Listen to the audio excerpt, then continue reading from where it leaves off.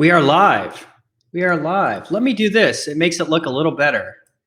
Welcome to episode 3 of Getting Past the Gatekeeper podcast with your hosts, me, Tim Madden, and Kara Dennison, where, hey, each week, live Thursday at 3 p.m. Eastern, maybe you're watching on YouTube, maybe you're in the ECN Facebook group, right? We're here to show you tactics to navigate this current job market so that you can land the job that you love. And Kara, introduce yourself. Awesome. So I am Kara Dennison.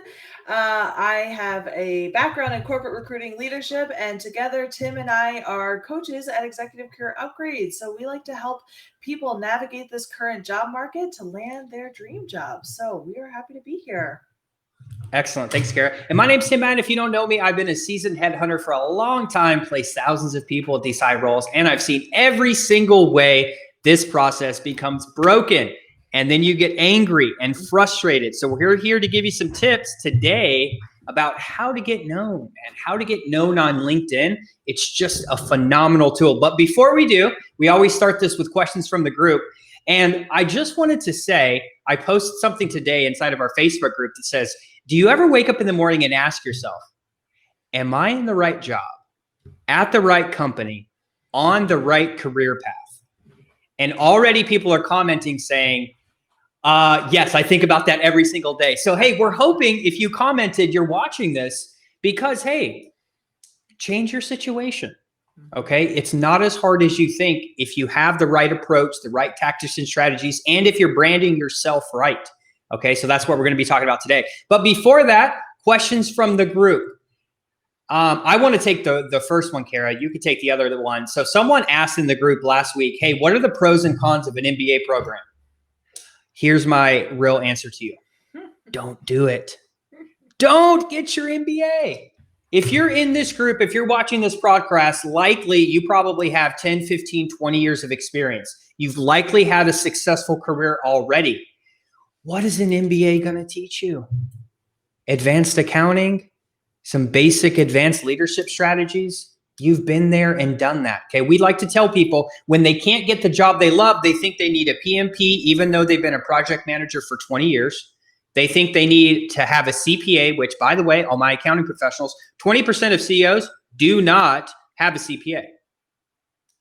Okay. You don't need these extra certifications. Okay. If you were early in your career, that would be great. We literally have someone that we worked with previously who is 60 years old, 40 years of experience, working on his bachelor's degree. And hey, if you want to just complete it because it's maybe like a milestone or an accomplishment or something that you're proud of, by all means, go ahead. It's not going to help you get a job. Kara, take the next question. I'm interviewing with the hiring manager, CEO on Monday morning for a regional sales training manager, new industry for me. I'm thinking about creating like a business plan, essentially. Thoughts, comments, opinions. What do you think, Kara? So this is a really great question. So if this is the first time that you're interviewing with the hiring manager or the CEO, it doesn't hurt to come prepared. Always try and be prepared with as much information as possible and a plan of attack for your interview. What I mean by that really is make sure that you are prepared to answer their questions and provide value to their challenges that they're facing right now. If having a 30, 60, 90-day plan helps you be prepared, that's a great plan for you.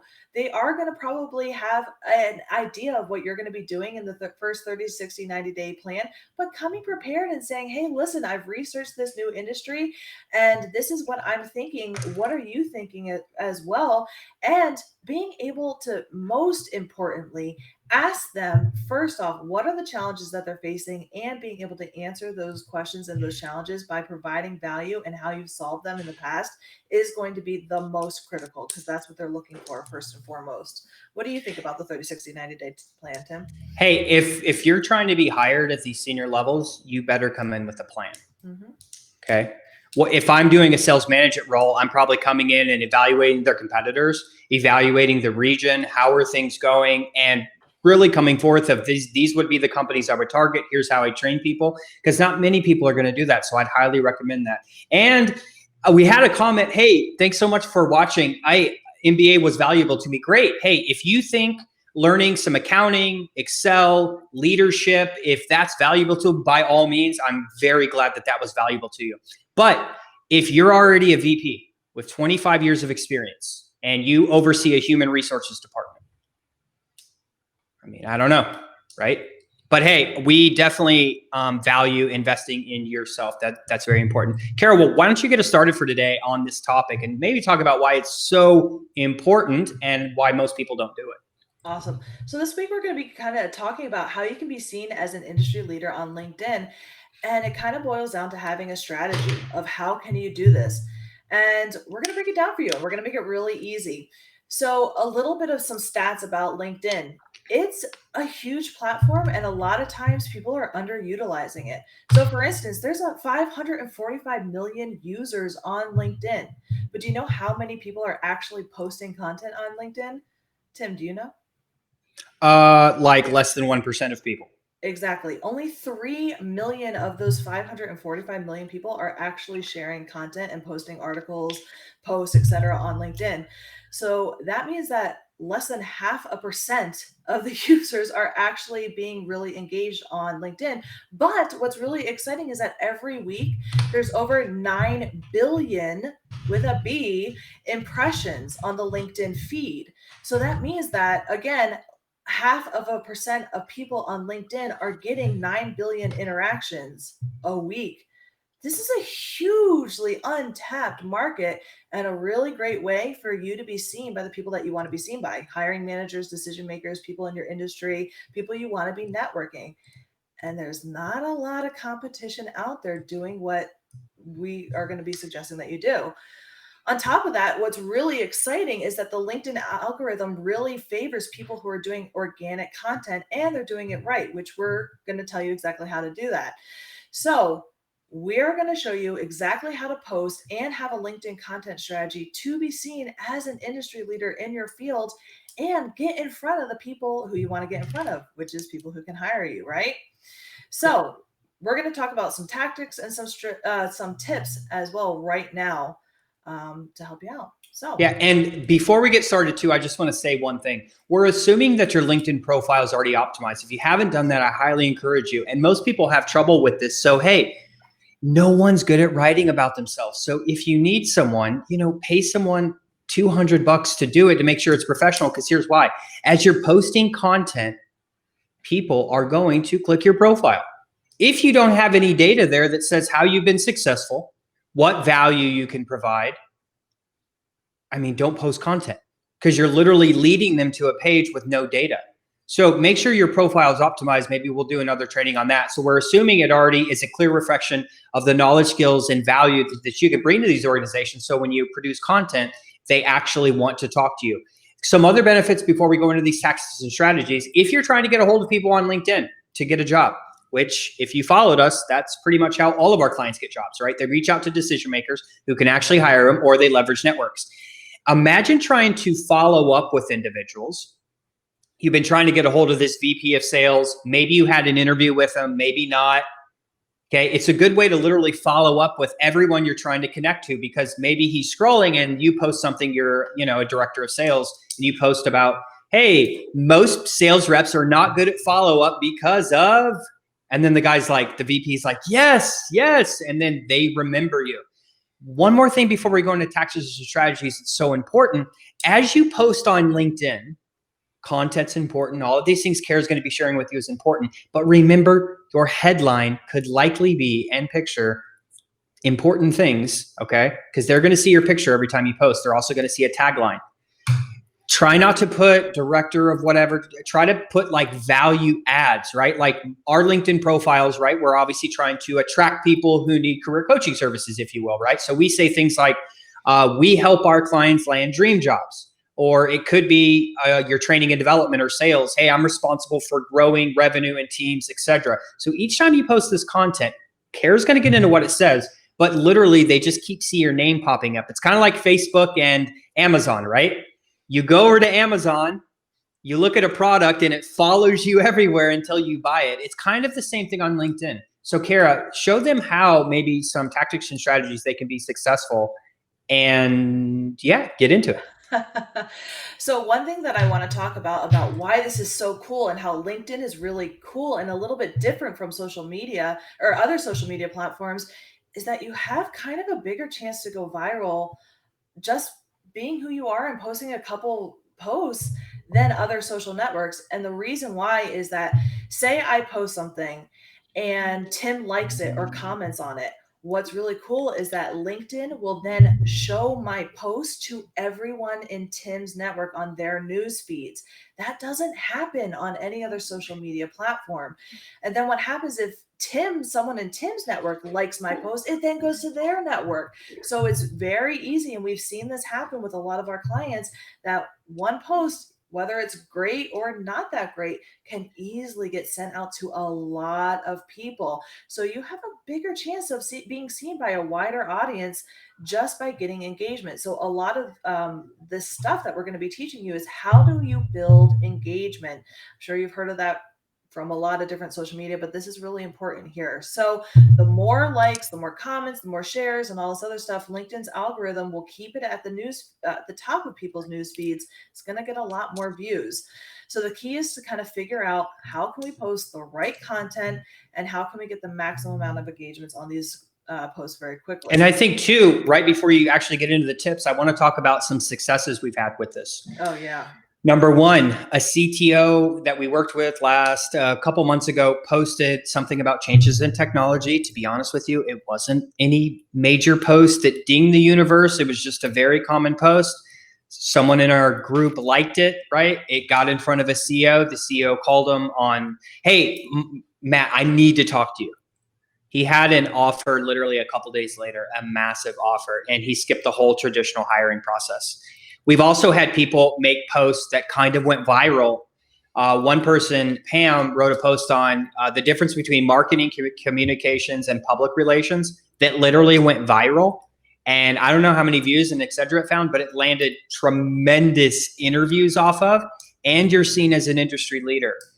Another one is we've had people that have been retweeted by the Harvard Business Review and other people, which by the way, has 10 million followers. How would you like to create a piece of content, right, that literally gets shown in front of 10 million people? Do you think that would help you in the interview process? Probably. And what's also really cool is that LinkedIn has a bunch of people who will go and source other people's posts and put them on the trending list as well. And we've had countless people get their post put on the trending list, and it's always a really fun, exciting day when one of the clients are like, I'm trending, woo. So it's very easy for your post to go trending too if you're posting on a certain different topic. So very, very exciting. All right, so let's jump into some of these tactics. First and foremost, LinkedIn's going to give you about 2 sentences before they hit you with that little see more thing. So we really want to make sure that you're focusing on some good copywriting skills in order to engage people so that they click that see more button and get them to comment, share, and like, and things like that as well. So how do we get people to do that? The first tactic is really asking a question, right? So we want people to comment, we want people to like and share and things like that as well. So, asking something along the lines of, are you a leader struggling to keep your team engaged during this time? If you're a leader who has some opinions or some advice to give on that, starting out with that question and then going into some copy that talks a little bit about how you've been doing that or how you've been successful is going to get people to engage and answer that question and share their opinions as well. This is a really good way to get in front of a lot of people because people are going to want to share their opinions as well. Do you have any? I would keep it relative to your industry. So if you're a sales professional, say you're a director of sales, right? Hey, why do you think it is that most people don't follow up? ? Hey, we're a career coach, right? So we're like, hey, are you frustrated in your job search right now? Right? It's kind of in marketing, they call it like a hook, right? What about technology? You could talk about technology changes. Maybe you're in human resources. Like you're going to know your audience the best about what they're actually thinking about, right? So asking these engaging questions is going to allow people to basically comment, like, share, to get your posts in front of a lot of people. And let me just share with you, if you only have 500 followers or maybe less, think about this. If only a couple people like it, it still has a chance to get shown up in their network. So literally a post could show up in front of tens of thousands, if not more, especially if your post even gets 30 likes and X amount of comments, etc. Your post could be shown in front of a lot of different people, right? Absolutely. Cool. So our second tactic, you're thinking of content ideas, right? So another tactic is a steady but controversial point of view. Now, I'm not talking about politics or religion. LinkedIn is not the place for that. So keep that off of LinkedIn. But what's going on in your industry? What's something that you can kind of trigger someone to want to comment and share their opinion as well? So if you are a leader and you're up in your fields, maybe saying something like, you don't need 100 employees to grow $100 million business. Here's why. And sharing that. It's a hook. Again, Tim talked about that hook. We want to make sure that you're kind of arguing a point of view that, again, is going to elicit that conversation. It's all about conversations. So again, don't go into the politics or religion, but having something that's going to create a healthy and professional argument is going to be good for engagement. You're going to get some negative people, and that's okay. But if you can go and respond back to those comments, that's going to boost your engagement as well and create that healthy conversation and let people share their point of view, because people love to do that. And it's going to spark you as an industry leader by sharing your opinion in a nice professional way on your feed. Yeah, this is the way you're going to create engagement too. Like recently, I saw a CEO post something stupid, right? We're all friends here. You guys are watching us. He said something like, I need to hire 100 people by the end of the year, but I'm going to make sure I do it super slow and the right way. And I was like, this is like the stupidest thing I've ever seen, right? Like, I know we have people here that, like, if you meet 3 people and you know one is better than the rest, or maybe he aligns with your values, why would you not hire that person? Dude, what is there to think about? But again, even though, right, that captured my attention. And then it made me comment down below, right? I was professional, of course. I was like, dude, if you have good people, you hire them immediately. Otherwise, they get hired by other people, right? But either way, this post went kind of viral on LinkedIn. A lot of people were doing it. Now, think about what this does. It's so many benefits, right? Because even though he posted that and there were some negative and some positive comments, the biggest thing is that's how you get known in your industry. So do you think, since that post went kind of viral, people are going to be looking at his company?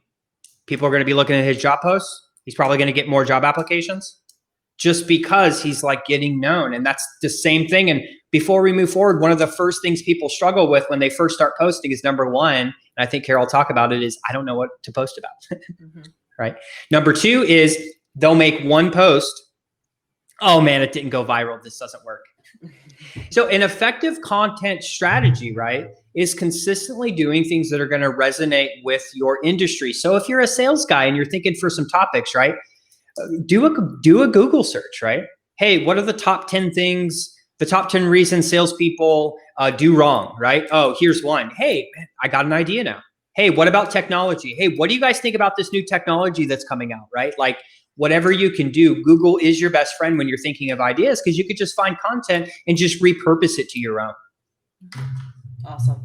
And all of these tactics are really great ideas for content as well. So for instance, tactic number 3, use data, right? So we're in the career coaching industry, right? So we're going to be looking at the market, the job market, and things like that. So a quick Google search showed me that nearly 50% of people are unhappy in their jobs. So starting out my first line as 50% of people are unhappy in their jobs. Here's why.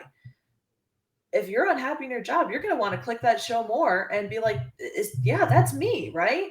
So starting out with some sort of data or fact, usually if someone is in that fact, it's going to resonate with them and they're going to want to click. They're going to want to see what your thoughts are on that, maybe share their opinion with it as well, or at least create one of those reaction buttons to it because they agree with it as well. Most of the time, facts like that are pretty much irrefutable. And if you can put your opinion in it as well, it shows that you've not only done your research, but that you have something important to say about it as well. So this is another way to show that you're an industry leader in your field. And again, we're just brainstorming ideas here when you talk about stats, right? A couple come to mind for the career space, right? Like Kara says, how many, what percent of people actually go on an interview based on a job board, Kara? Yeah, only 2%. 2%. Hey, how many interviews actually turn into offers? X%, right? These are things that would capture the attention of our industry. So I urge you just to look at statistics for your industry. So if you're in HR, hey, did you know X amount of people are actually unfulfilled in their job? And here's why. Here's what we're doing at our organization to try to make it better. Sales, here's where most people struggle, right? Like whatever it is, right? Data to support it also helps driving engagement. And I know what you're thinking right now. Man, this is overwhelming. Here it's this. Again, we had a CTO get a job off a halfway decent post because he actually did it. So likely before you start creating content, you're going to question yourself in every way. Man, I don't want to put myself out there. I'm not sure. And I'm not just do it. Just post 3 times a week. I assure you it will serve you well. Okay. Because here's the thing. Your biggest problem right now in your job search, is not enough people know you. If more people knew you, you would have the job you want in the industry that you want, and maybe you wouldn't be unfulfilled in your current career. The only way to make this happen is to get known in your industry. And I don't mean globally. If you're a director of sales in Orlando, you only need to be known in Orlando, right? So hopefully you're connecting with decision makers in Orlando, posting content that may resonate with them, okay? And when you're getting started, likely no one's going to like, no one's going to comment. Hey, shun the naysayers, okay? Stick with it. Consistency and showing up is key. Absolutely.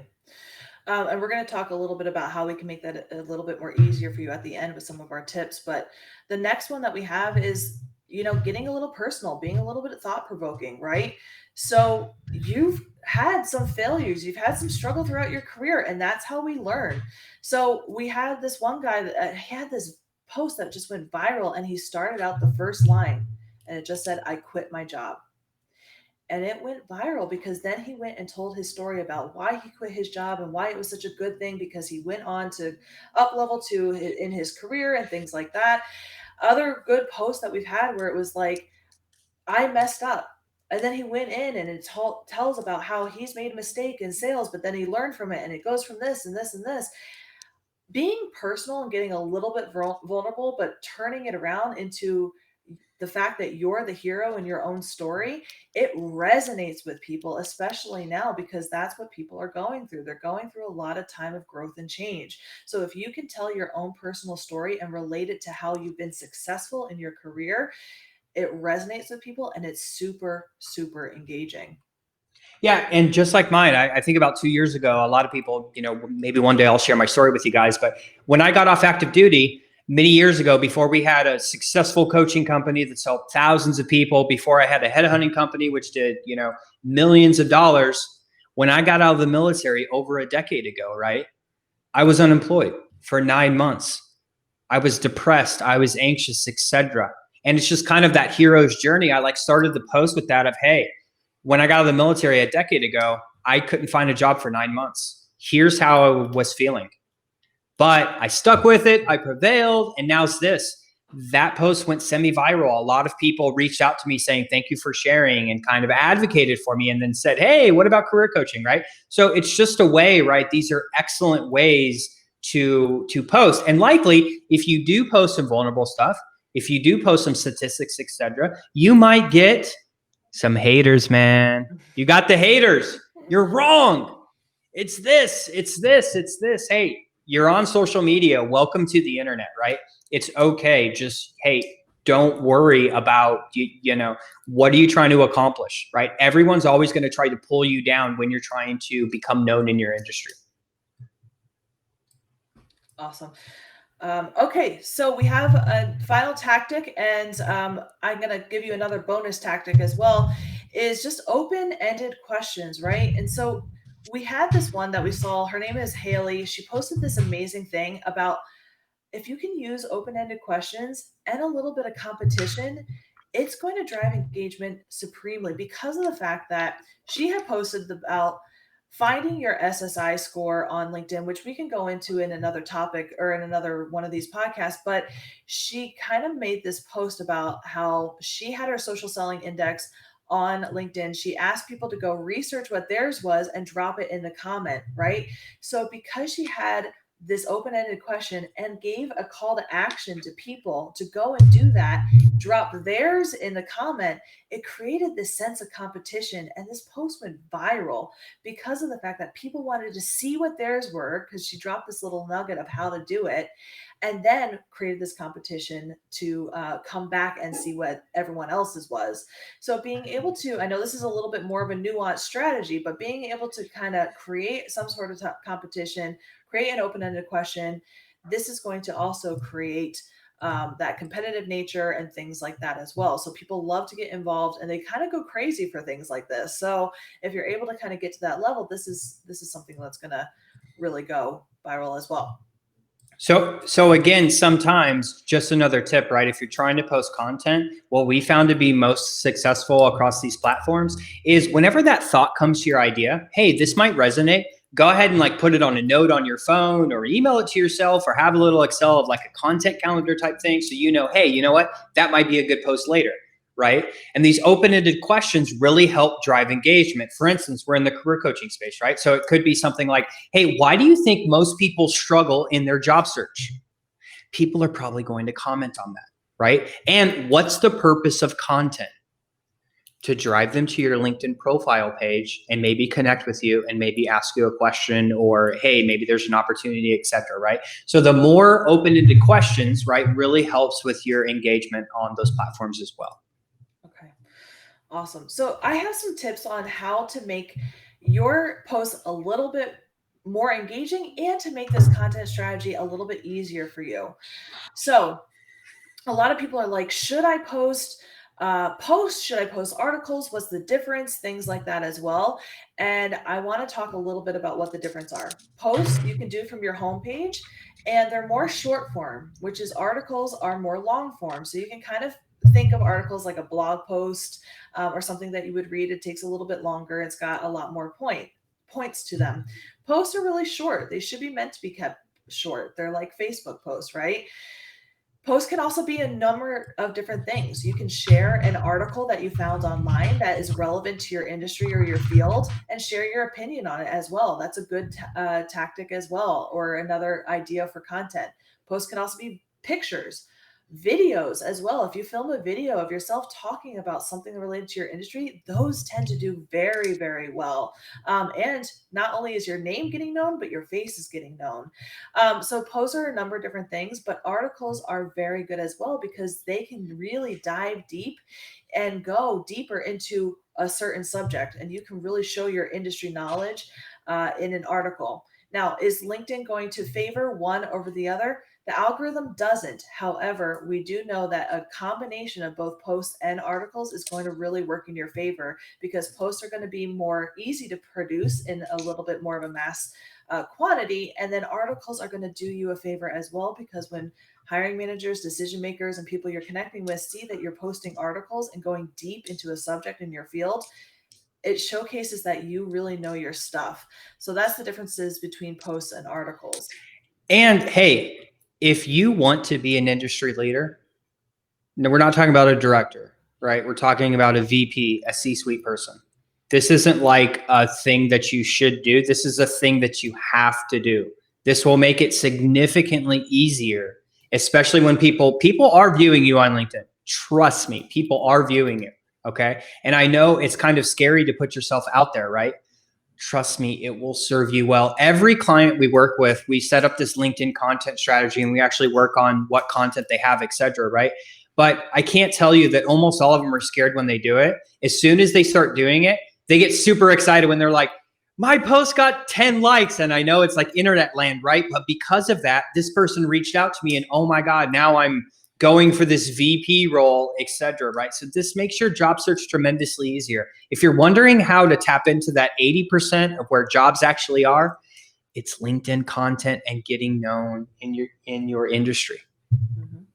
So we have a couple of extra bonus tips. These are going to be tips to make your post be a lot more engaging and readable.